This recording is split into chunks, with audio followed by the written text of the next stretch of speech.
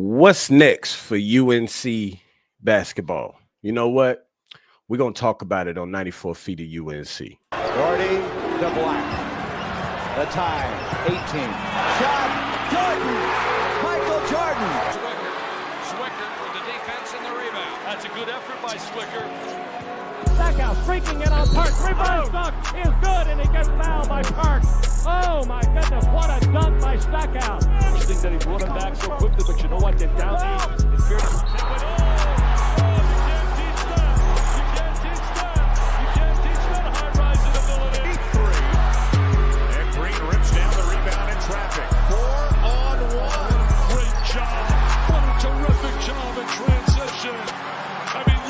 to glass, no good. Rebound followed by hand throw. Good! Carolina. inside 30 overall. Love, top of the key.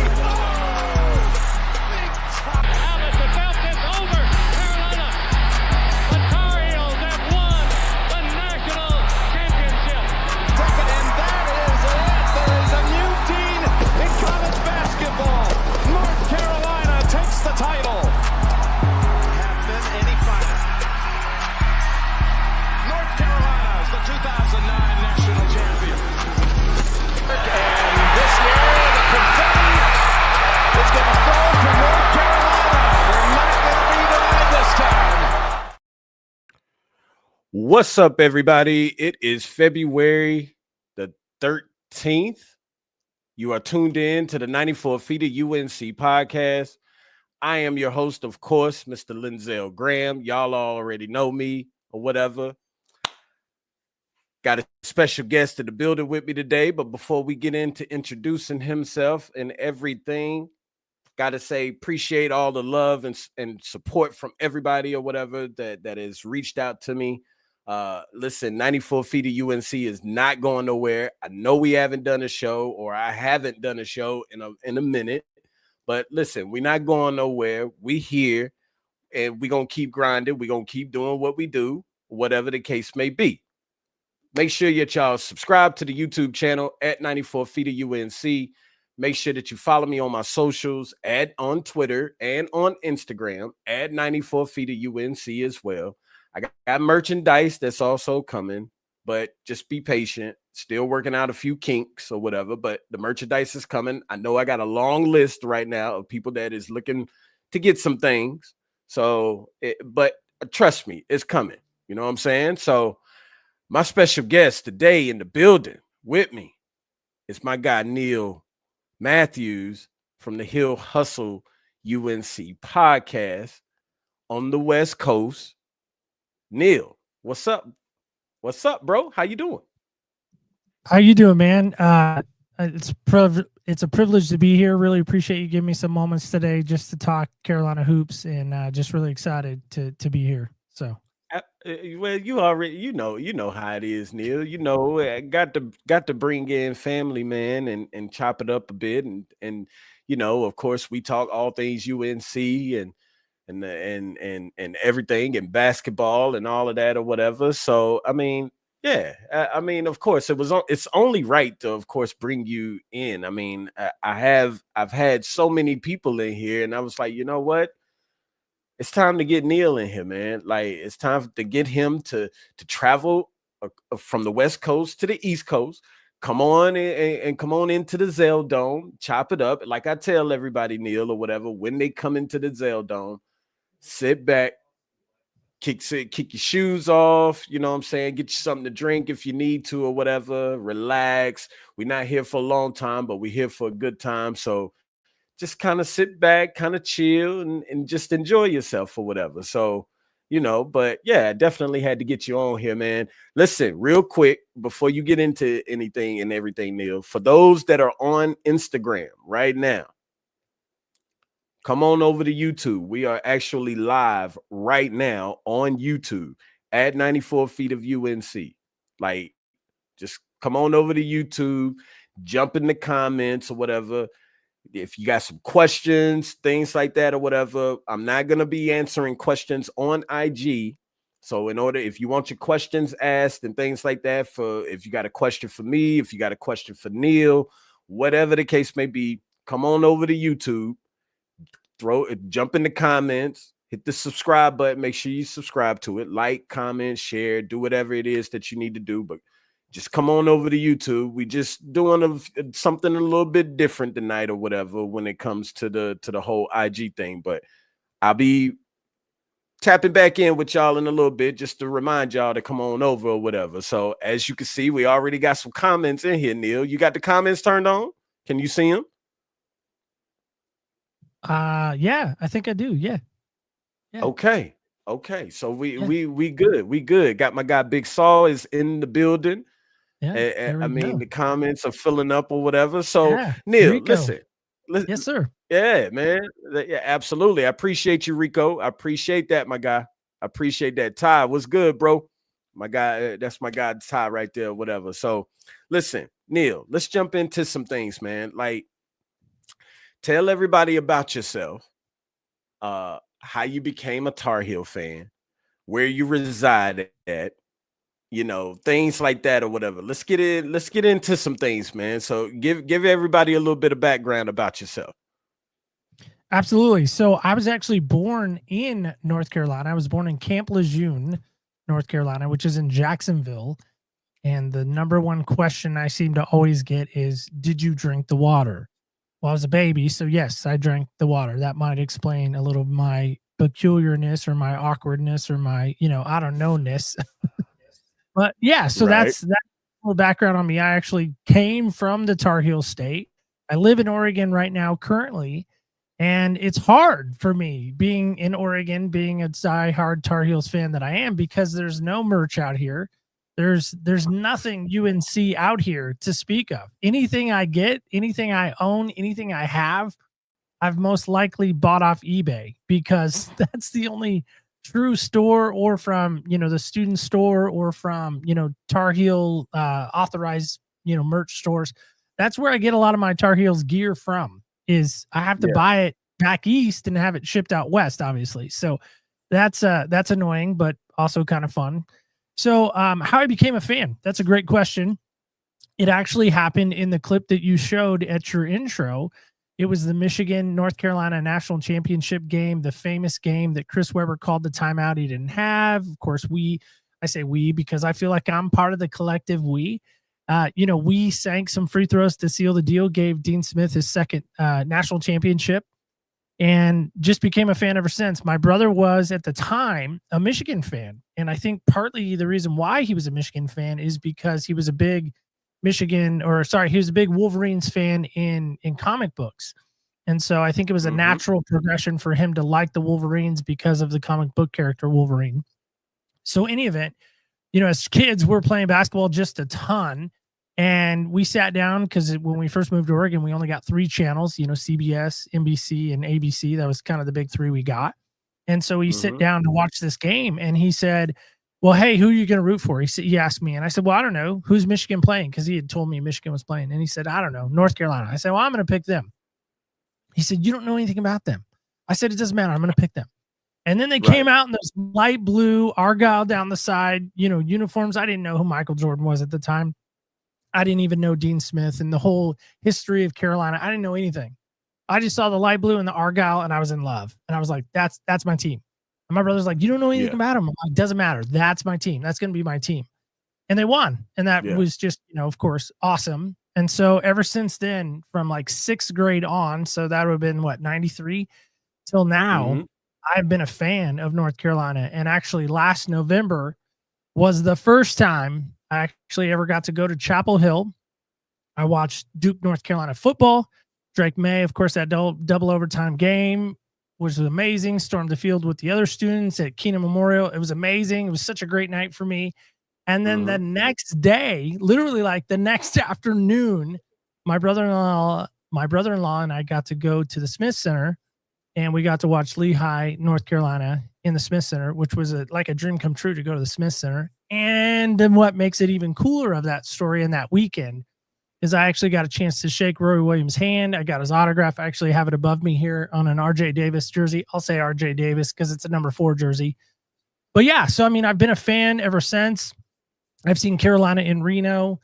I've seen Carolina in Vegas. I've seen Carolina in Portland twice. So, anytime they come as far west as they come, I, of course, try to make a point of going to see them, whether it be football or basketball. So that's kind of the rundown, man. Okay. Big shout out. Neil on the West Coast, repping the Hills for sure, whatever. Like, listen, man, the UNC family is everywhere, Neil. That's just what it is, 100%. man. You know what I'm saying? We just are everywhere, and we ain't going nowhere. And a lot of people just don't like it. Like, and it is what it is. Like, you know what I'm saying? So, listen, well, I'll tell you my most favorite story of all time. I was actually in Disney World in Florida, and I was in line to get, I don't know, a drink or some kind of thing from the concession stands or the food court area. And I was just head to toe in Carolina stuff, which is a normal everyday occurrence. My friends make fun of me out here in Oregon because they're like, "Can you just wear something Oregon Ducks?" I'm like, "No, that's not my team." Anyway, I was head to toe in Carolina stuff like normal, and this guy actually tapped me on the shoulder, which I'm like, I would never touch somebody in public. This is pre-COVID, so. But he like taps me on the shoulder, older guy, and I turn around and he goes, "Let me guess." And I was like, "Well, first off, why are you touching me?" And I was like, "Yeah, man, let you guess what?" And he goes, "You a Carolina fan?" And again, I'm head to toe in Carolina stuff. And I look at him, kind of look at my daughter, and I go, "No, not really at all. No." And my daughter, of course, is younger at the time, and she chimes in. She goes, "Dad, you have Carolina everything." And the guy's like, "Yeah, I'm a Virginia Tech fan." I said, "Oh, that's cool, man. You always give us a hard time in basketball." And we kind of chopped it up a little bit there. But yeah, I mean, everywhere I go, I get usually a Go Heels or a stare, weird look. But yeah, it happens everywhere I go. So yeah. It is what it is, but it's always a good thing. Usually, that's all. Yeah, usually. Yeah. It's always a good thing, bro. So I mean, unless you meet a Duke fan, then it's not so easy. That's true. That is true. That is true for sure. Yeah, for sure. So, listen, Neil, we're gonna get into some things, man. We got to discuss a few things that's just been been going on. You know what I'm saying? Listen, anybody, like I said, I would be tapping in with y'all. If you're on Instagram live right now with me, we are live on YouTube. Me and Neil from Hill Hustle UNC. Come on over to YouTube. Any questions, throw them in the chat.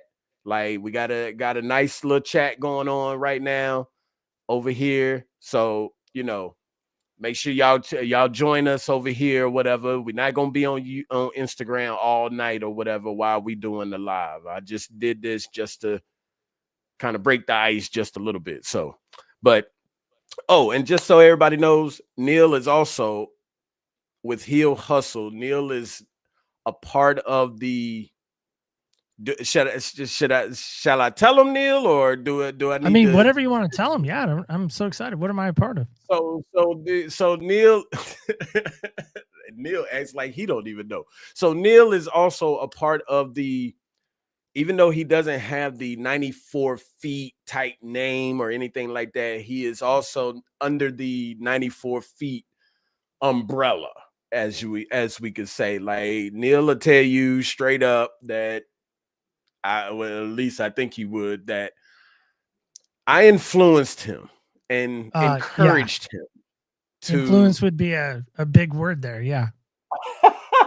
I just got my arm healed up because I felt like there was a lot of like arm bending. I can finally like move my arm behind my back again, after that, encounter we had. So yeah. I had him hostage. But listen, he's a part of the family. He's under the umbrella. So, of course, you know what I'm saying? Y'all get over there. Make sure y'all follow him, of course, on IG and subscribe to his channel. Neil got some really big things coming up soon. So, just kind of working with him a little bit. He's still kind of getting new to everything. But, hey, he's doing his thing. So, but enough with that. Neil, let's get to some things. So,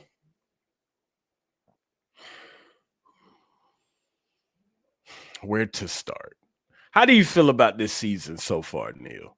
Or how do you feel about what's been going on this season? Let's get to that part first. Well, it's hard. I remember a few years ago, it feels like, but it's probably been a little more than that. But I remember Carolina was playing Kansas in the Final Four, and Roy Williams was still coaching them. Hansbrough was there. I can't remember what year it was exactly, so somebody can fact check me on that. But they just got demolished in the Final Four. I'm not talking about the most recent one, the national championship game. That's not the one I'm talking about. There's one before that. I want to say it was like 08 maybe, because it was right before they won in 09. So it might have been 08. Anyway, they just got demolished in that Kansas game. And my buddy and I, who is not necessarily a UNC fan, but he likes them because I like them. And I think he mainly likes it because I get very animated in the games and I get very emotional. And sometimes there's some yelling. Anyway, I think he comes over just for the pure entertainment factor of watching me watch the game. So with that being said, we actually called that the quiet game because I was in stunned shock and awe at the fact that Kansas just walked all over us in that game. Right. I bring that story up to talk about during this last Duke game that just happened a couple of weeks back, where Carolina, I think, lost by, I don't know, what was it, 17? And really it was at one point 23 and maybe even 32. I mean, they just looked awful. And I watched it actually at my buddy Nick's house. And again, Nick doesn't care about Carolina, but he likes to watch me watch it to make fun of me as I watch it. Because again, I get very animated and I get very boisterous and, you know, I won't say Pentecostal, but darn near close. And Nick was like, what do you think is wrong with them? And I said, man, that is the hardest question I think I've had to answer in a long time. Because I can't figure out what's wrong with them. Everybody says it's Hubert. Everybody says it's the team. Everybody says it's the system. Everybody says it's NIL. Everybody says it's this, it's that, it's whatever. I don't know what it is, but they just look bad. And it's hard as a fan to watch when I think years ago, when I'd see Clemson on the schedule, I was like, oh, that's a win for us. I'd see Pitt on the schedule. Oh, that's a win for us. You know, Virginia seemed like a toss of the coin, like a flip of the coin. Okay, we might get that. We might not. You know, Duke, they're always going to play stuff, and I know that. But, I mean, there's just certain games that I thought, okay, we should win these. I mean, Stanford, for goodness sakes. You know, Wake Forest, for goodness sakes. I mean, just games that I think in the past we've never struggled with. And now I'm like, what in the world? I stayed up when they were in the Maui Invitational this last year, and I watched the Dayton game, and I almost turned it off because I was like, they're awful. I'm like, oh, it's really seasoned. They're still trying to find their way. But they were bad. And then when they played Michigan State, I was like, they're just bad. And I kept thinking RJ Davis is going to be that player of the year that he was last year. I called him Superman. You know, when I went out to Carolina, I yelled at him, Superman, you're Superman. You know, I mean, he's just always found a way to win the game for us. Even when Armando was there and others were there, he was just the dagger or the ice cold killer. I don't know where he is these days. And as a fan of his, and I am a fan of RJ. I like him. But I just don't see it. And it's hard. It's hard to watch. And it makes me angry to watch sometimes. So I don't watch because I don't want to be mad all day. Anyway, that's my take. Yeah. I will say this. So Rico just put it up in the chat or whatever. He said a lot. No heart, no bigs. Hubert can't make adjustments. It's a lot of things, fellas. So I would agree. I would agree with RJ. But the problem I have is everybody is on this witch hunt, and I'm calling that on purpose, to fire Hubert. I don't know if he's the problem. So, I think I did hear from somebody. Okay. Yeah. Hold that thought, because we're gonna get to that. We're gonna get to that. And it's because it is a touchy, sensitive subject that, of course, you know, we definitely, you know, with us being in this space, of course, you know, we got to, of course, go in easy with that because of it being one of those type of topics or whatever. So in regards to this season, I'm not gonna lie, I'm very disappointed Um, however, at the same time, like this is I'm immune to stuff like this. Now, am I immune to it when it comes to UNC? No, I'm not, because UNC just don't have seasons like this at all. Now, me being a Knicks fan, I'm immune to it. Being a Giants fan in football, I'm immune to it. Like we just have not been good, right? So Right. when it comes to UNC, I get it because of what I go through with being a Knicks fan. Now, granted, the Knicks are a lot better these past few seasons than they have been in the past few years, I guess you could say. But it's hard to see UNC going through what it is that they're going through. Um, However, I understand it. Unlike a lot of people, right? A lot of people just can't seem to fathom the fact that it's UNC. We don't have off years. Um, we are Carolina. We can get whoever we want. Um, just things like that, and they just think that North Carolina is just this superhero team. And yes, I get it, because that's the expectation. That's what we look forward to every year. We expect Carolina to win a national championship. I mean, yes, I get it.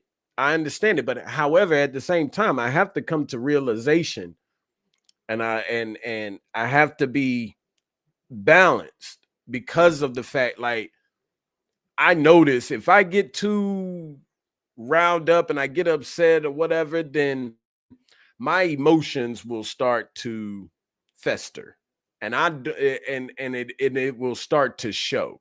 And being in this space, you have to be balanced, right? Like behind the scenes, okay, be how you are, but when you're in front of the camera, you have to be balanced. And UNC, like I said, they've been a big disappointment. They haven't lived up to any expectations that we expected them to have this season. I remember going into this season, I was asking a lot of the guests, as they was coming on, like their uh over or unders if Carolina was going to win 27 games this season. I as a matter of fact, I remember asking Adam Lucas that, like when he came on. And man, boy, was I wrong completely. Like just downright completely wrong. Like we're nowhere near it. Nowhere near it. And I think a lot of it has to do with team chemistry. Well, you know what? Let me take that back. I'm not going to say a lot of it has to do with team chemistry, but team chemistry could be a factor. Don't know for sure, but team chemistry could be a factor. Camaraderie could be a factor. And we nobody, a lot of people don't know any of the stories that may be going on behind the scenes. And sometimes you have to take that stuff into consideration. I think they're a good team, but I think that they have so much still to learn, if that makes sense. Like it's just hard to really look at the fact that this team they're good, but they're not good. Like if that makes sense, it's hard to explain it. It really is hard to explain it. And the fans just don't make things no better at all. And I just think that, yes, it's Carolina. We have those expectations, but we at the same time we have to be real about stuff. We have to be real about things. I think the hard part is you are absolutely correct, I believe, in saying we've almost gotten spoiled as Carolina fans. Every year we're in the national championship talk. Every year we're talking number one seeds. Every year we're dominating the ACC, either 1, 2, or 3. I would put Duke, Virginia, us in that conversation. It seems like the big 3 that always seem to come out, maybe NC State from time to time. That's what we've come to expect. And I think when we don't see that, then we get upset. Then we are like, well, what's wrong? Let's find somebody to blame. Let's find somebody to, point the finger at. The fact is Armando Bacot was Carolina basketball for the last, I think, roughly 6 years that he was there. He was such a staple. He was such a diehard, not only true believer of Carolina, but he was also putting up, 20 and 10 most nights. Mm-hmm. And he was in the middle. And I think this year, the big thing that I see that is so like gaping hole, dramatic change is there is no true 5. There's no true center. There's no true big man. Right. And I think that is a key thing that I keep seeing that we are missing, especially against Duke. That was the first game I think I'd seen all season, start to finish. I make a point of seeing that game specifically because I know they're going to play tough. No matter what their record is, they could have the worst record ever. They always seem to play that game tough. And I saw that there was no Harrison Ingram type player, on that Duke game specifically. I saw there was no, Cormac Ryan. I saw there was no key other players coming around. I mean, it's like RJ, it's Seth, it's Ian Jackson from time to time. I'm never one to throw or hate at somebody, but Cadeau, I feel like there's so much more growth that he needs to have as a player. I mean, he had like 10 turnovers in the game. You can't win games like that. And again, I don't know if that's a maturity issue on his part still, if he's still trying to learn. He gets very emotional about his mistakes. I've seen him get to, over to the bench, and Marcus Page, by the way, is the first one generally to greet him coming off the floor, which, hello, we all know Marcus Page's leadership and his ability to score and to distribute and, to mentor him. And I think that's been great, but I don't see that transitioning into his game. Right. And I struggle with that. Yeah. So again, I don't know what it is. I don't think it's recruiting. I think they're still getting that name out. But Justin Jackson said something interesting on his show, or on a show he was on. He said, you can't go out and sell the Carolina name. Kids don't care about that. Right. They don't care about the legacy. They don't care about the history and the Dean Dome, and they don't care about any of that. What they care about is how much they're going to get paid. Yeah. And I think that is what I'm missing too, is when we tried to go into the transfer portal and tried to pull kids out. I mean, I know we've played a lot of people in our non-conference schedule that were on our targeted list, if you will, to bring in. One of the guys was in Kentucky. One of the guys was a Duke guy. And I'm like, man, if we had so-and-so, or if we had this guy or that guy, man, that would have made the difference. And I think when it all came down to it, again, it wasn't a fact that Hubert couldn't do it per se. I think it was the fact we weren't willing to maybe shell out the money to get player X or player Y or player W, Yeah. I tell people all the time that I like Elliott. A lot of people seem to think that Elliott is just not a good player, whatever, and things. But I like Elliott. I think Elliott is like the next thing to Kendall Marshall. The issue is that when you had Mondo last season, and like I've said this several times to so many people, Mondo drew so much attention. Correct. That you had to double team him. Right. So if you double team him, then that's going to leave the other guys able and open to create and do things for themselves as well. Like Elliott and RJ penetrating, getting to the basket. Harrison stepping out for a 3 if he needed to. Cormac, whenever he was on, being able to shoot the 3 and everything. Like, So Armando complimented RJ and Elliott, and more so because of the fact that they are a small backcourt. Yeah. Like they might be the smallest backcourt in college basketball. So, of course, Mondo complimented that because of the fact he was just so good, and he drew that attention. I mean, and you just don't have that this year. Jay Wash is not that. He's not Mondo. Right. And I never expected him to be Mondo. But, Jay Wash could help out a lot more, I think, if to me, he's just not a 5.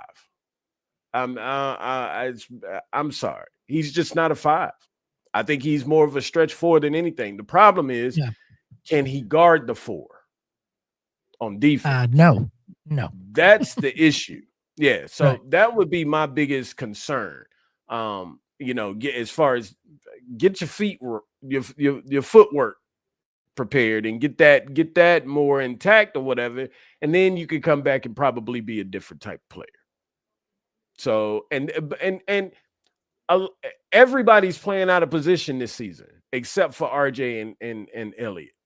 When you really think about it, every single person is playing out of position, and maybe Jay Wash, because I mean we haven't seen him at the 4, and he's just been playing the 5. So, but everybody else has been playing out of position. Ian, Drake, Seth,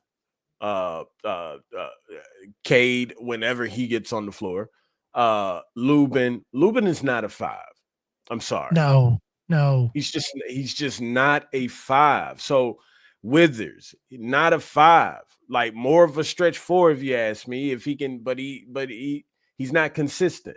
So everybody this season has played out of position, and that's been hurting them as well. Because now it's like, okay, how do we figure this out? We're playing these bigger teams such as Duke or whatever. Who do we put on a Cooper flag at the 4 spot? Somebody who's 6'9", 6'10", I mean, can stretch the floor or whatever. Who do we put on? Bryce Johnson. That'll work. I'll take that. Does he have any eligibility left? That's what I asked Justin, by the way. Apparently he doesn't. So there's that. Yeah. Like, let's get does Justin have some? Does Theo have some? Like, does Isaiah Hicks have any? I mean, come on. Somebody. Can we get Vince back? Is Vince available? I know he's got some knee issues. Can we work that out? We got to do something. But that's just pretty much what the way that I see it. That's what's just been going on. And I mean, I think changes are going to be made for sure during this off season. I think so. If you're Bubba Cunningham, you're the athletic director, I give you power to be the athletic director for maybe a month. Do you keep Hubert Davis in your mind?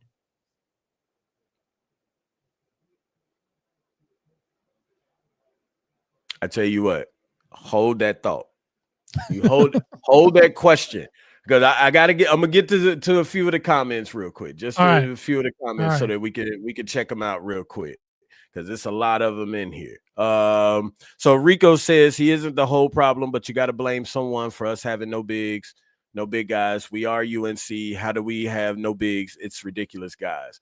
Agree, Rico. 100% agree. I agree with you, Rico. I do. Every Carolina team I can think of has always had a big man. Always. Yeah. Ever since Dean Smith and so on. Yeah. Two big men. Generally two. Yes. Correct. Generally two. Correct. Yes. Yeah. For sure.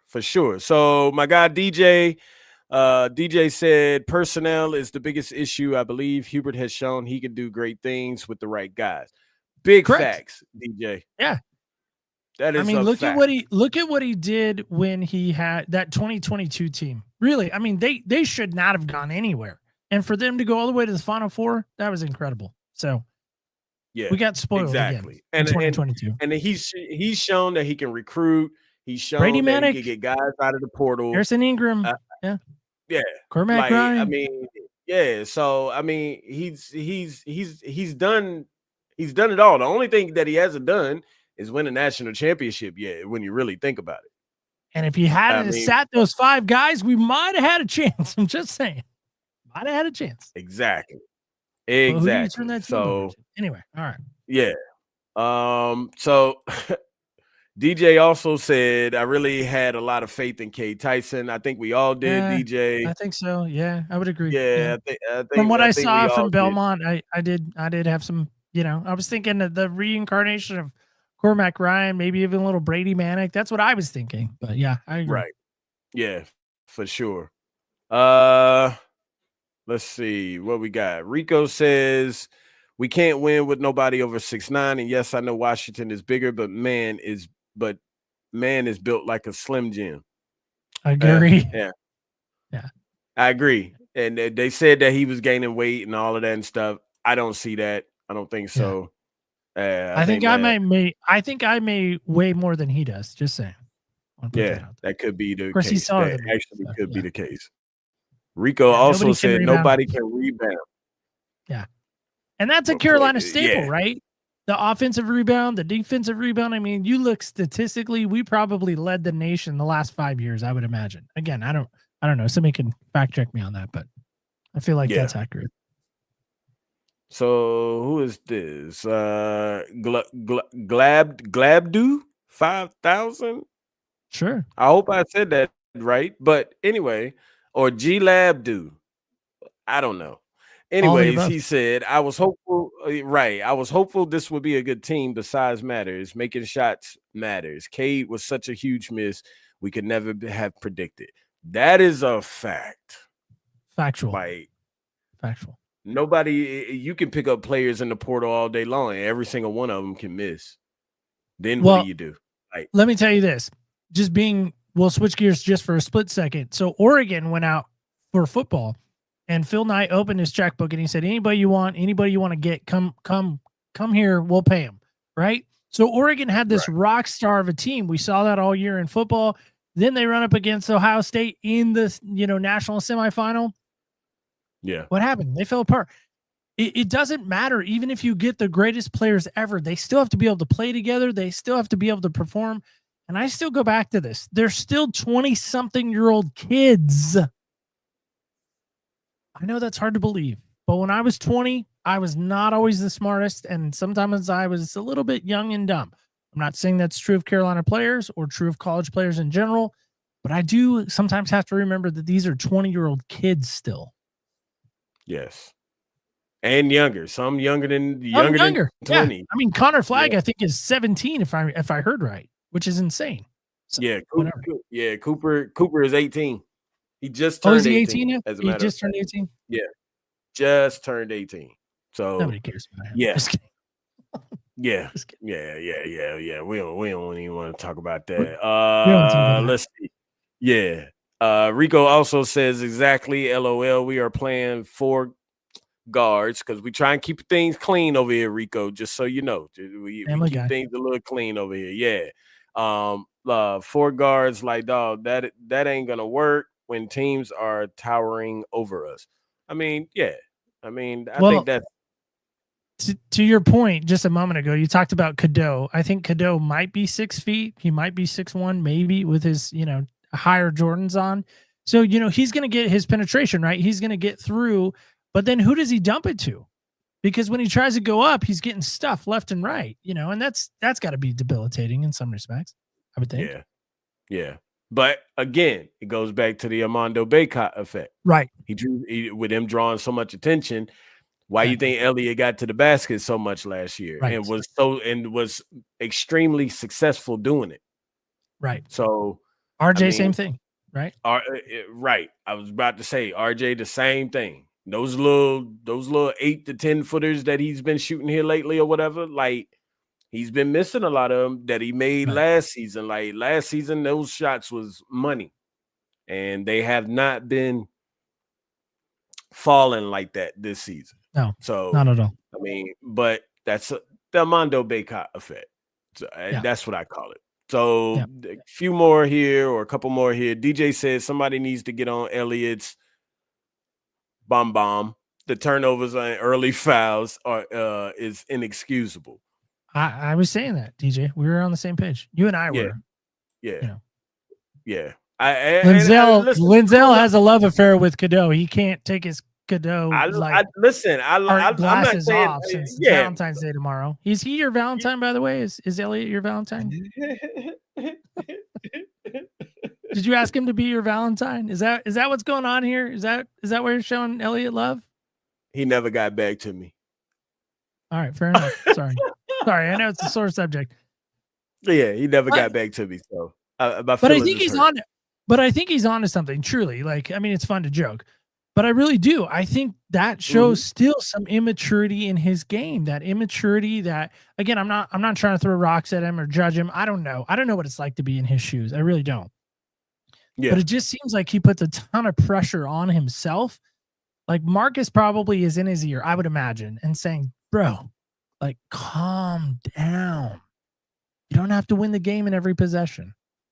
Is Marcus telling him that? I hope so. I would be if I'm Marcus Page.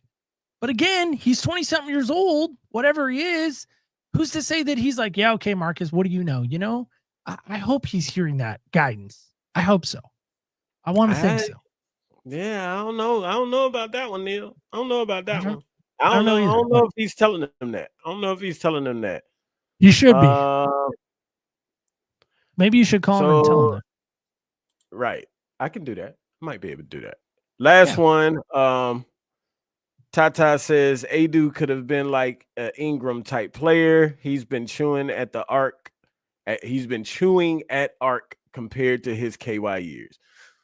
Yeah. I don't know if Adu. Oh, wait a minute. You mean Jones? Because I'm thinking about Thiero. Yeah. No, Adu's that big dude from Kentucky, if I remember right. He was from Tennessee. Right, but I think he's playing at Kentucky, isn't he?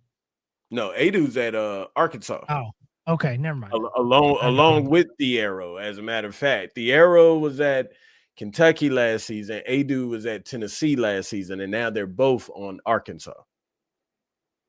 Yeah. So I don't know if Adu would have been that good player though, Ty.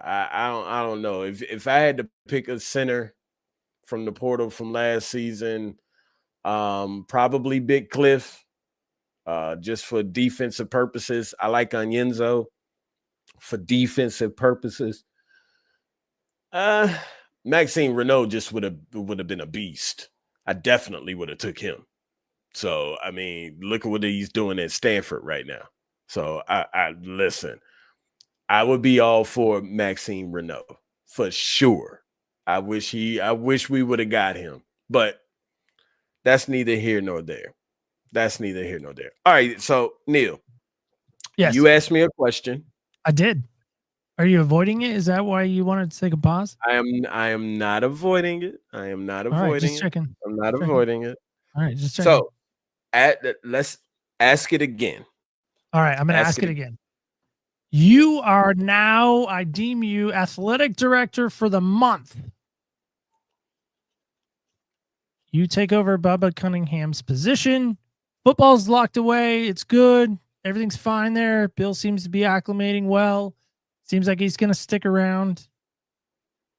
But this Carolina program, this basketball school that we are known for, what do you do with it? Do you keep Hubert? Do you not? You're the athletic director. I'm the athletic director. You have all the powers that come with that, parking spot and everything. Yes, I keep him. Why?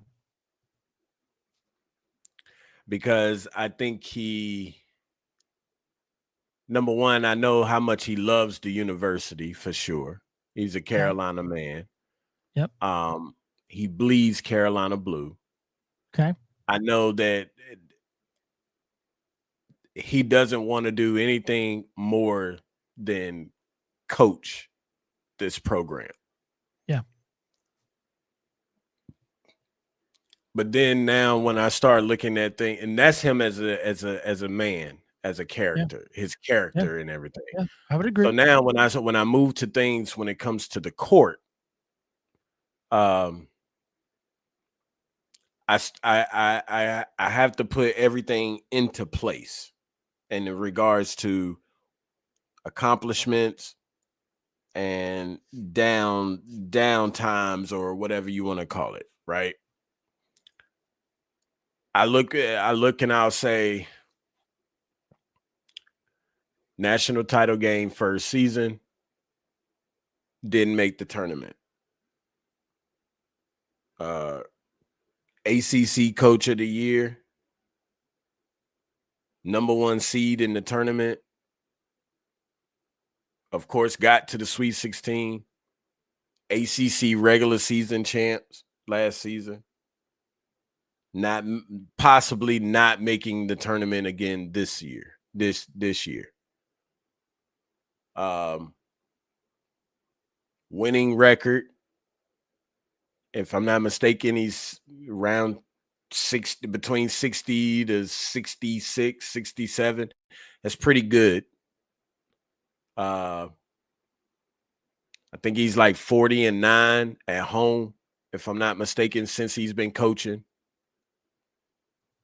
He was able to, even though he's having a bad season, he was able to still recruit a top 10 player for next season. He missed on some players in the portal.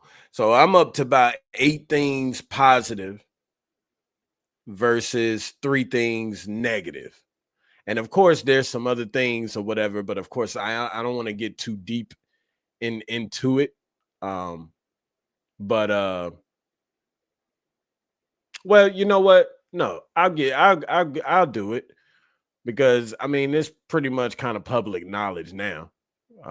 If you ask me, because I actually got this from Tar Heel Illustrated, Andrew Jones and them. So I listened to Andrew and them on an episode that they did, him and Jacob. And Andrew mentioned some things in regards to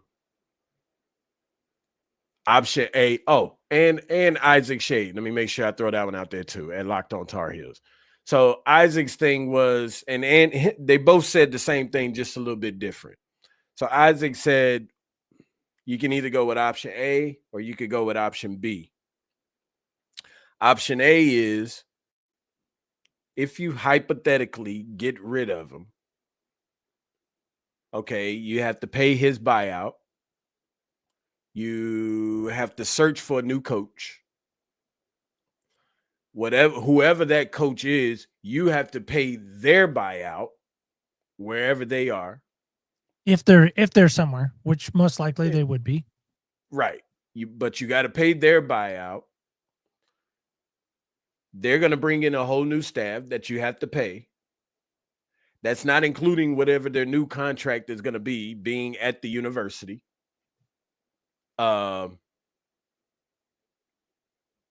You have to pay their staff, because they're going to want to bring in their own staff. They're going to have some say-so in the GM, if not all the say-so. The GM's going to have money to pay his staff. So that's option A. Whereas you're going to spend a lot of money. You're going to spend a lot of money.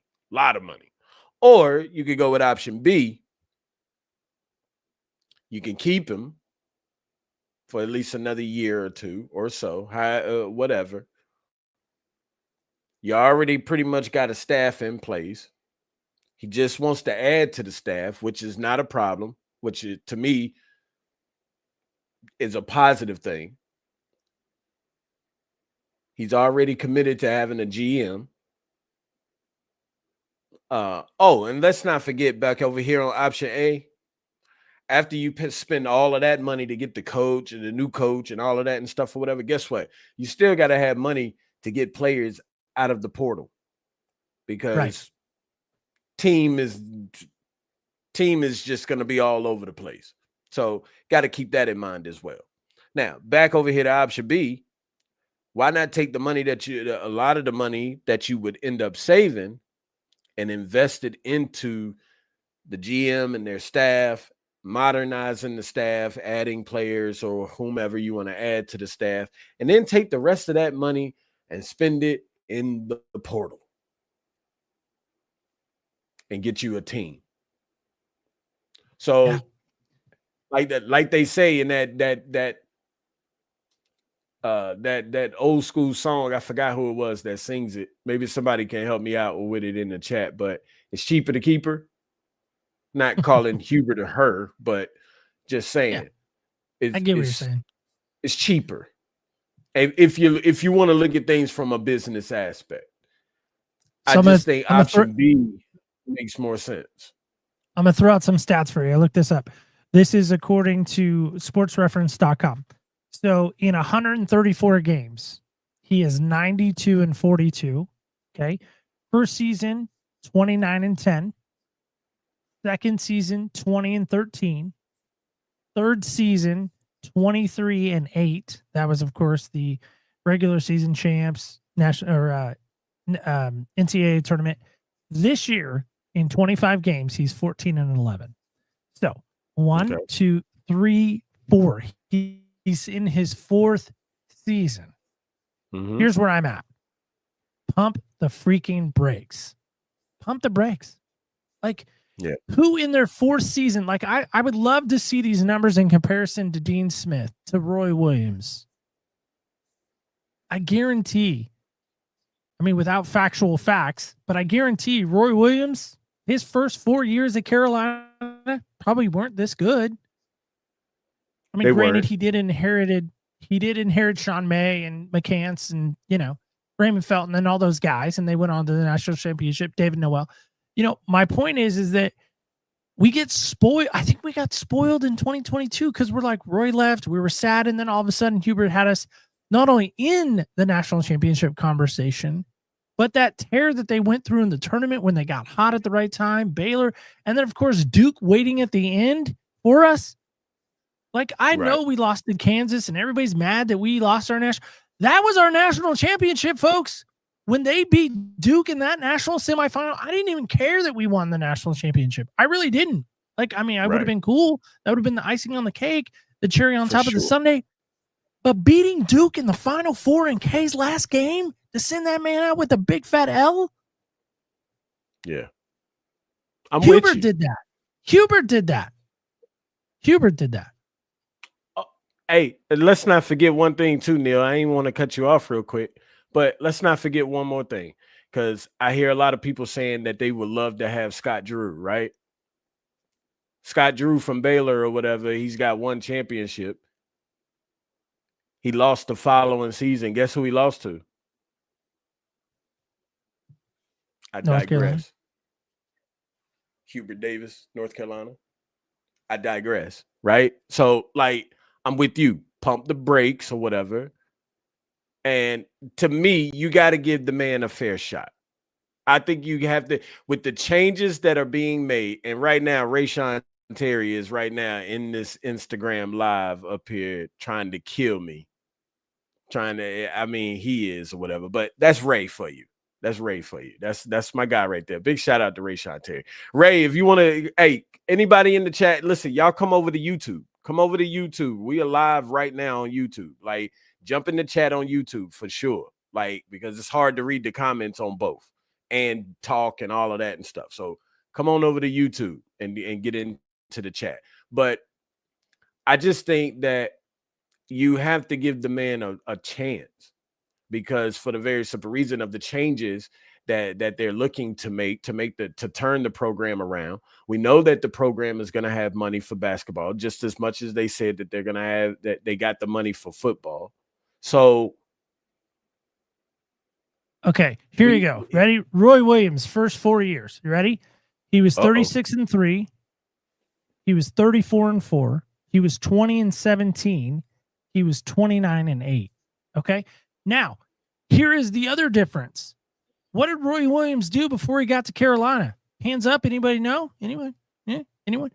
That's right. He coached at Kansas. Mm-hmm. Do you remember that national championship? They lost to some guy named Carmelo Anthony. Whatever happened to that guy? And he goes, I don't give an F about Carolina. The next day, of course, he's on his way to Chapel Hill. That's another story for another time. But my point is Roy was on Dean Smith's staff. Roy was already an established Kansas coach. Where did Hubert Davis coach before as a head coach before he took over the reins of Carolina? Where? I'll wait. Nowhere. He was on Roy's staff. That was it. He's never been the man. He's never been the man. So in 4 years, a guy, now you could say, oh, he doesn't have experience. Okay, fine. There is some of that, sure. There's some ebb and flow with that. You got to learn your way. You got to learn your system. You got to find your guys. Sure. But he's been there 4 years. Yeah. 4 years. I just think the man still deserves a fair shot. Now, Hubert he's behind the 8 ball. He's behind the 8 ball. I will admit that he's behind the 8 ball. He's always wanted to do things the Carolina way, and I understand that. I totally understand that. That's the reason why our expectations are as high as they are. I totally get that and understand that. However, at the same time, you have to learn how to adjust to this new era. And just like Andrew says or whatever, that, you know, when he was going to talk to these players and stuff in the portal, like Andrew said, the first thing that that Hubert was walking in the door like this, and the players was walking in the door like this. And Hubert's thing is, hey, no, we're going to do. There could have been a lot of all of the players that we reached out to. We could have gotten any of them, but of course, Hubert he was still wanting to do things the Carolina way. Right. And you can still do things the Carolina way, and they can still play for the name on the front of the jersey. But at the same time, you have to learn how to adjust to this new modern day era. And I think he got behind on the 8 ball on it, and now you're seeing the results of it. But the fact that he's now forced or has decided on his own will to get a GM, I think that's a big step. And I think you have to give, and I think you have to give him the opportunity with the changes that are going to be made. I think you have to give him the opportunity to be able to thrive in that. Look at all the coaches though that we've lost in the last, I don't know, we'll say 5 years. Legendary coaches. Roy Williams. That guy that I can't say his name really good from 8 miles down the road, that I'm not even going to say his name because it's like a swear word. Yeah, I know what you're talking about. We lost Tony Bennett. Yep. We lost Jay Wright at Villanova. We lost the dude in Miami.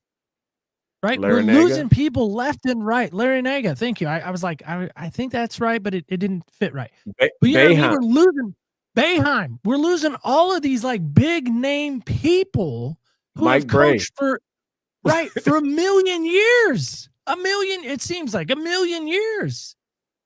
Yeah. None of them have truly come out and said, I'm leaving because of NIA. Nobody has. Nobody's gonna say that. They kind of hint around about it. Roy was pretty upfront about it. He's like, I can't, I don't know it. I'm not on TikTok. I'm not that guy. Yeah. By the way, Dean Smith, first 4 years, they played 17 games. This is back in 1961, 1962. That was his first year at Carolina. He was 8-9. 8-9. Legendary Dean Smith, 8-9.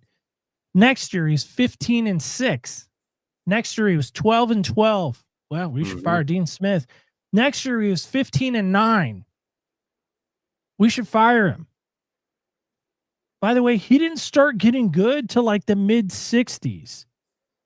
And oh, by the way, in 1982, he figured it out. They were 34-2. Just so you know, 34-2.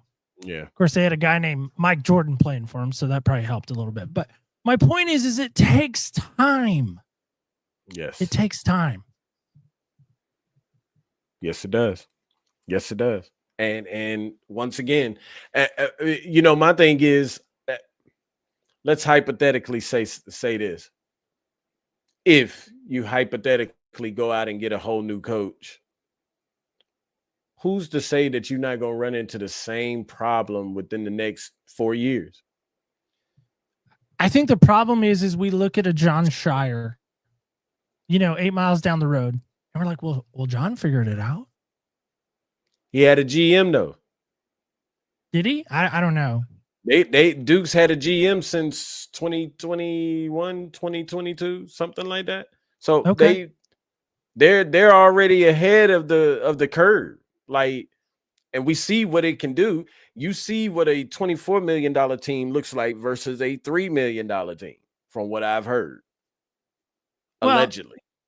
Again, allegedly, the guy that they have playing for him now, which I don't like saying any of their names, but one of the guys they have playing for him that could potentially be the number 1, number 2 pick overall. We've already mentioned him, so maybe we could flag, right? Mm-hmm. Dude walked into Cameron with a shoe deal, right? With a shoe deal. Who on this God-forsaken planet walks into a college campus with a shoe deal already before even dribbling in Cameron Indoor? Right. Listen, I think what we're doing is what we're doing the best we can with what we have. And again, do I like us losing? No, I hate it. Do I like seeing Duke, take his mollywop us? Is that the right phrasing? Maybe I'm saying that wrong. You learning, Neil. You learning. I'm learning. My God. But you know what I mean? Like, I get that people are mad. I get that the fan base wants to blame somebody, but it's not Hubert. I don't think it's all on Hubert's fault. It's not on all of his shoulders. I still got to go out and perform, right? If I'm being coached, I still got to hear the coach. I got to do the thing. I've been pretty fortunate over the last 2 years. One of my very good friends coaches high school basketball. Now, granted, not on the same level as Carolina or, major program. Right. But he made a statement to me, which was so profound. And I feel like it's very applicable in this moment with Carolina. He said, listen, I can coach, I can teach, I can show, I can demonstrate. But 9 times out of 10, my guys get out there and they're like, wow, they forget everything that we just talked about in the huddle. I call a timeout. I bring them back and I'm like, hey guys, remember we talked about, we got to lock down on 22. We got to, stop 15. We got to stop ball. Like, we do all the things that we talk about and they're like, they want to do their own thing. Who's to say that the players aren't doing that? Right. We don't know. Right. It's just crazy, man. It's just I like I said, and like I was trying to tell some people in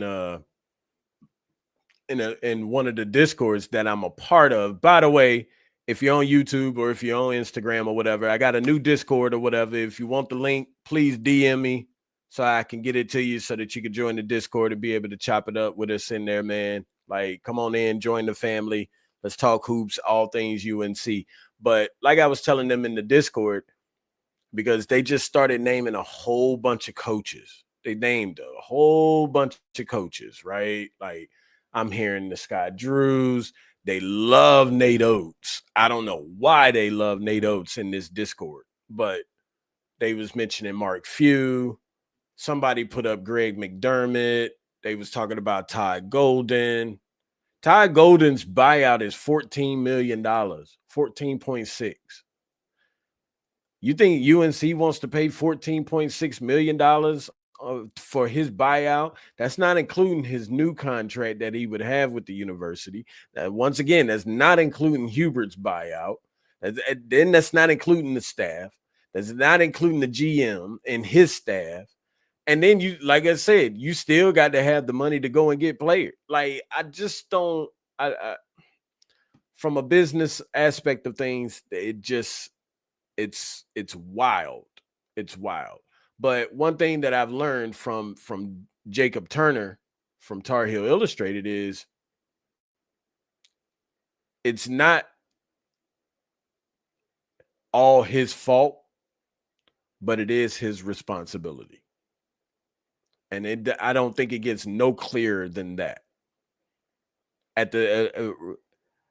Roy always said that if I got to coach effort or whatever and teach you and coach you to have effort or whatever, then I don't need to be coaching you.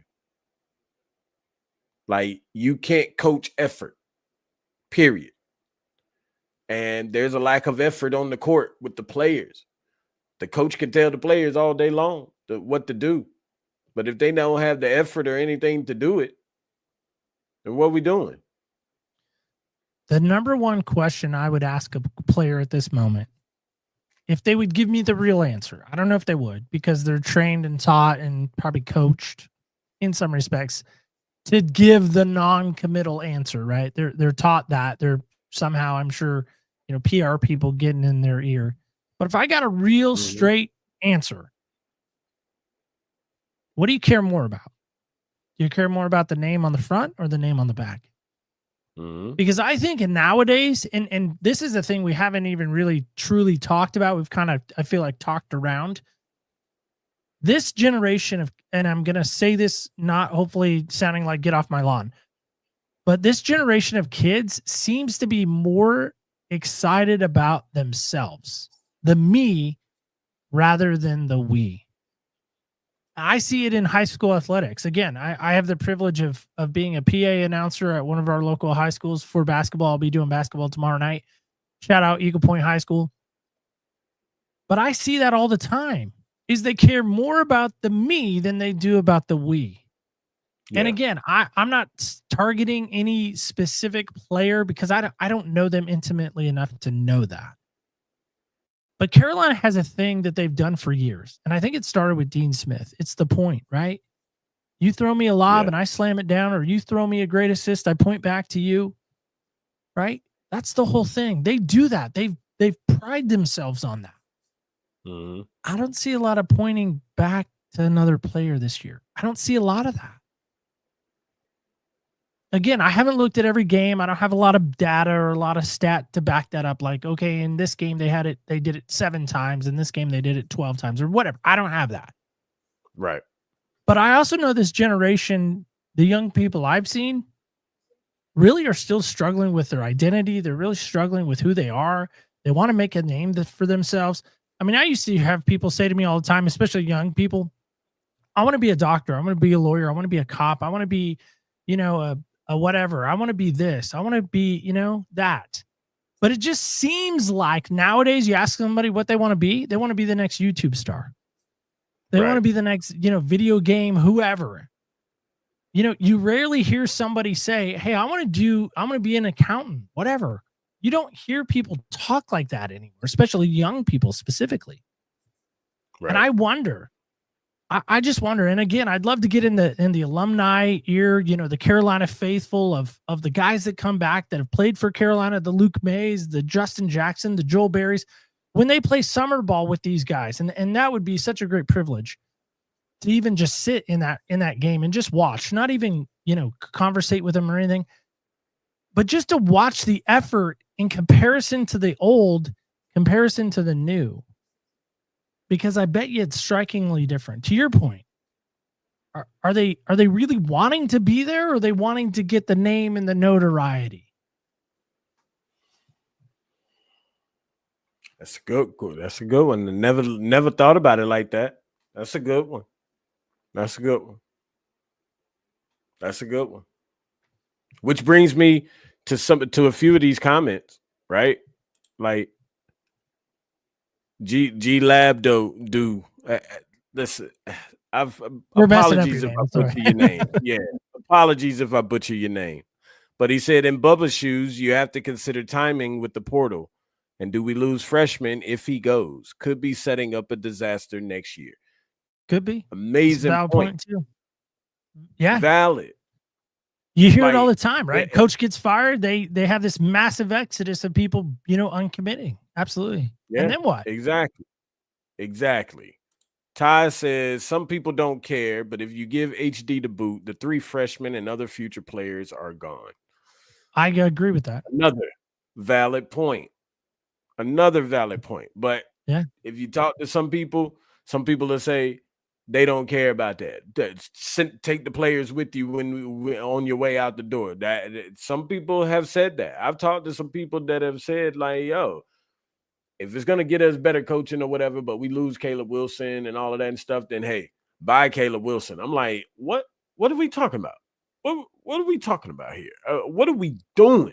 What are we doing? I don't. So the number one.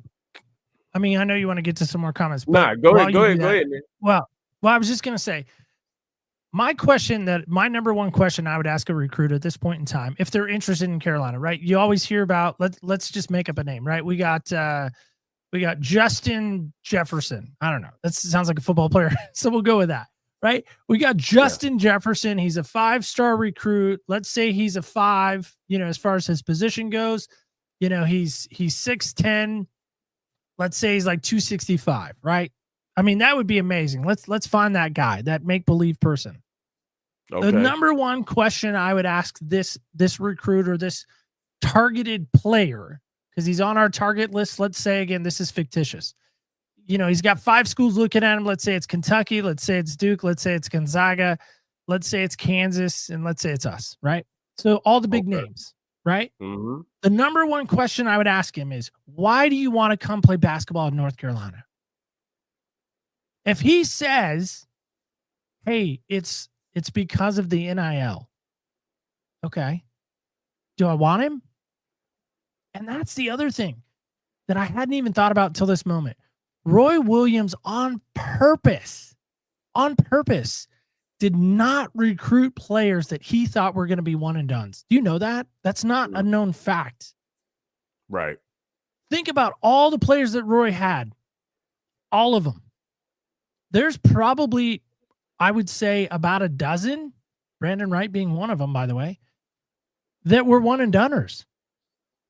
Roy didn't have time for that. He didn't want that. He wanted a guy like Hansborough, like Armando, like Justin Jackson, like Joel Berry, like Theo Pinson, guys like that wanted to buy into the Carolina way.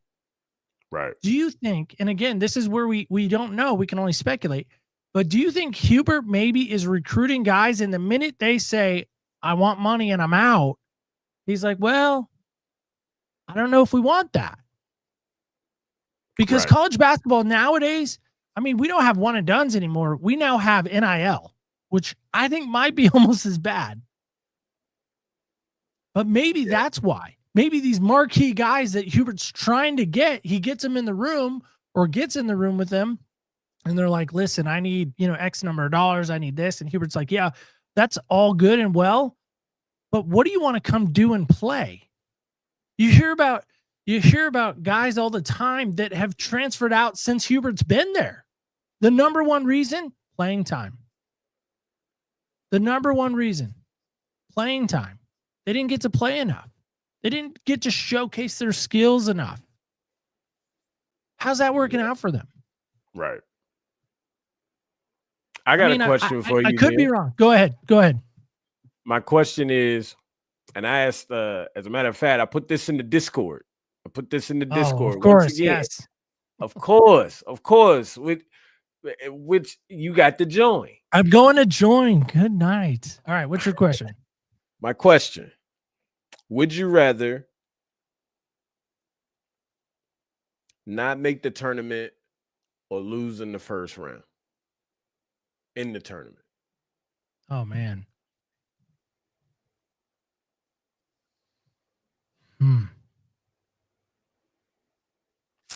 That's tough. I think I'd rather not make the tournament. There's a humiliation factor when you lose in the first round. Of course, there's still a humiliation factor if you don't make the tournament. See, this is where I'm at. I think we get in and it's close, but we got to win some more games. I don't know how we do that. I really don't. But I hope we get in. And there used to be a thing, it seemed like, with Kentucky every year they were in it, no matter their record. I mean, they could have been like 15-12, and they seemed to always get in, and they were always like a 10 seed or an 8 seed. I think we're a legit 15 seed or maybe even a 12. We're a double-digit seed at this point. We're not a bad team. We've played teams tight. We just can't finish. That's another thing. Yeah. But I would say if we can get in, maybe just maybe that would give them the confidence to play better and play together. But I don't know. Yeah. That's a tough question. That's a tough one. That's a very tough question. I had to ask it because that's a tough one. I mean, I've asked some other people, and some of those people were like, give me the lose in the first round. And my thing was, well, what's the difference? Both of them are still bad. Yeah. Like losing in the first round is still just as bad as not making the tournament. Like, I don't how can you, you made it to the tournament, but for what? That's a tough question. And I'm gonna keep asking everybody that. Lose in the first round or not make the tournament at all. Like, which one would you choose? And I'm just curious. I'm like you though. My thing is, nah, don't even go to the tournament if you don't make it. Don't even go. Or, well, if you don't make it, then you just don't make it or whatever. But hey, it gives you time to go ahead and jump in the portal and all of that and stuff early, like you did a couple of years ago or whatever, and go out there and get the players that you're trying to get with the GM and all of that. So let's see what steps you're gonna take. I'm fine if you don't make it, fine. But I'd rather do that than to lose in the first round. Well, I think it was last year when they didn't make the tournament, there was talk of them maybe jumping in the NIT, and they were like, no, we're not going to do that. And I just thought, and this is where I'm different again. If I have an opportunity to play, why would I not play? Why would I not still ball? You know what I mean? There's so many of those guys that I think, again, going back to their brand, is their brand going to take a hit if they're playing in the NIT opposed to the, NCAA tournament? Is that why they didn't do it? It's because kids are going to take a brand hit? Like, come on. Yeah. It's crazy. It's crazy. I will throw this one comment right here up. Ty said not even Dan Hurley's first couple of years were great. That's my point. That's my point. I mean, the dude's a 2-time national champion coach. I mean, granted, he's probably the biggest tool on the planet. I don't know him, but he just seems that way. I mean, his comments the other day with Creighton as he's walking off the floor, that's unnecessary, truly. Yeah. I'm not a fan of him. Not either. Yeah. Not a big fan of Dan Hurley at all. Could be the name in the family. I'm not a fan of them. Yeah. Because Bobby is the same way. Oh, Bobby is horrible, man. Bobby is horrible. Oh, I get a vote on the Big Ten. Right. Player. What I think about Bobby Hurley. First team board or whatever, and I can tell you now who's not getting a vote. Oh my gosh! Like, what are we doing now? Like, you're talking about a player just because you just got beat on the court. Like, you're talking about a UNC fan. Stay in your lane, Bobby. Just trash, man. Just trash. So it's interesting that he coaches at the Sun Devils, by the way. Anybody else find that interesting? Like, he couldn't get the Duke job, so he had to get the Sun Devils job. That's interesting. I never thought about that. Oh my goodness. Like, you know what I mean? Like, they couldn't get him, and it's like they just stepchild of Duke kids, you go to Sun Devil country. I don't know. They just devils all around, ain't they? Yeah, Lord, that's what I'm saying. Mercy. I never thought about that. Wow. You're welcome. That's free. That was free. Wow. That was free. Neil dropping gems. He dropping gems. He couldn't get the Blue Devils job, so he went to a Sun Devil. Oh man, yeah, that's a little warmer there, probably. You know? Yeah, that's crazy. Hey, you out there the closest to him, so go check him out. No, thank you. No, even if somebody gave me free tickets, no, I'm not going to that guy. No way. No how. Even if they were like center court, I wouldn't even go. If I would like hold up a sign that says UNLV. You know, that's what I would do. Yeah, you can do that. You can That's a definitely do that. That's a way back machine. I dress like a grandma, like Larry Johnson. Say, like, look, I was all over you guys. Yeah, anyway, you can definitely do that. You can definitely do that. So, but all right, Neil. Listen, man, I appreciate you, of course. Yeah, likewise, man. Good talk. Course. Absolutely, man. You know, it was time, man. And listen, the fans have been. I mean, they've been beating me up like, yo, like, what's up with the pod and the episodes? Like, you ain't dropped one here lately and all of that. And I'm like, listen, just working on so many different things behind the scenes, man. It's a lot going on. It's a lot on my plate right now. So you need a GM from the sound of it. Do you need your own GM? Could the Carolina GM like split time between the program and you? Is that what you're saying? I do. I need a GM, dog. I really do. Anybody out there that knows some GMs or whatever, somebody that needs to get somebody for that position or whatever, like send them my way for sure. I definitely host some interviews and things like that for sure. Like, I mean, yeah, for sure. So, what you got coming up, Neil? Well, I have 3 shows out right now on Heel Hustle. They're only on YouTube. Really dope shows. Make sure y'all go and check that out, man. I don't know how good they are. So here's a little background that my man forgot to tell you about. It's okay. So I have actually been podcasting for 6 years now, strictly in audio. It's a show called Other People's Shoes. If you want to listen to it, you can. It's at opspodcast.com. It's a great place to listen to it. Again, been doing that for 6 years now in the audio space. Show's well received, comes out every Wednesday. But the problem is when I met my man here, he's like, bro, you got to go YouTube. You got to strictly go YouTube. You don't edit it. You just throw it up there. And I'm like, that is against everything in me that just runs against my OCD, all the things. But I say that because this has been a new venture for me, this Heel Hustle thing. And so it's been awesome to do. It's just me right now. We haven't had a guest yet. We are going to have some guests soon. But yeah, so I got 3 shows out right now. I'm going to try to have another show out by Saturday, but it might not happen because I'm going to the Oregon coast. But we are going to come out with some cool shows. One show I'm excited about that's coming out. It's called Numbers. That's what we call the episode. We're going to break down some jersey numbers and talk that. My last show, though, that I'm also equally as excited about is I talked about my top 10 favorite Carolina-themed shoes. By the way, the one at the end of my microphone somehow didn't make the cut, but go check that out now. It's at YouTube. I think you can find it at Heel Hustle UNC is a great place to find it. So there we go, man.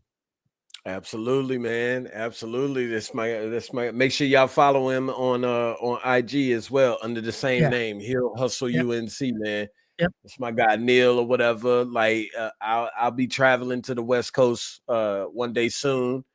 I'm gonna make my guest appearance or whatever over there on the Heel Hustle. Yeah. Get over there with Neil and chop it up and come to the Shoe Shack, right? This amazing there building I get to sit in every day. I forgot that you had a name. Yeah, I forgot that you had a name for it. Yeah, the Shoe Shack. Yeah, Shoe Shack. Right. The Shoe Shack and the Zell Dome. And it's not as cool as the Zell Dome, but you know, I didn't know. Nah, don't do that, Neil. Don't do that. It is that. Hey, Neil is like, nah, it's not as cool as that though. Like the Zell Dome is.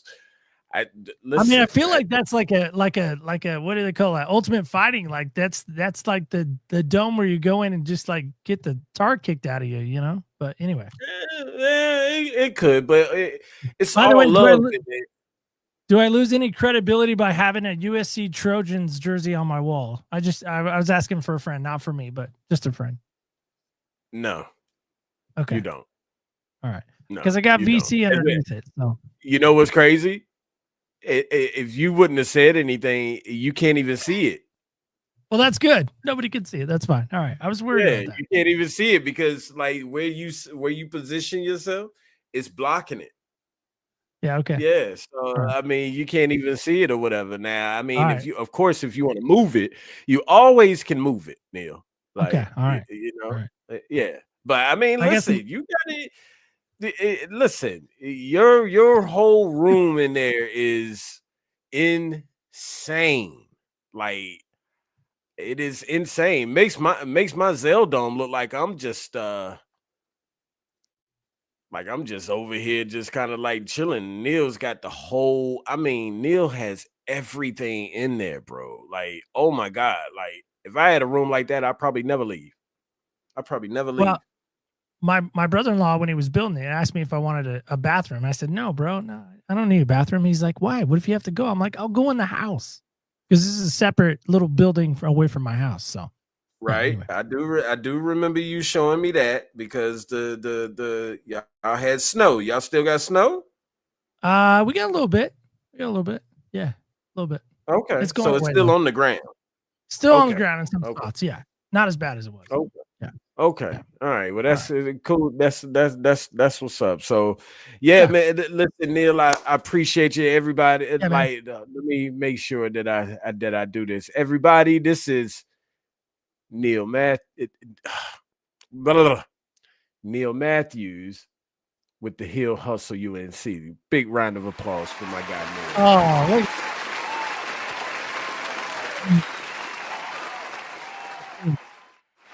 Mike, My guy right there.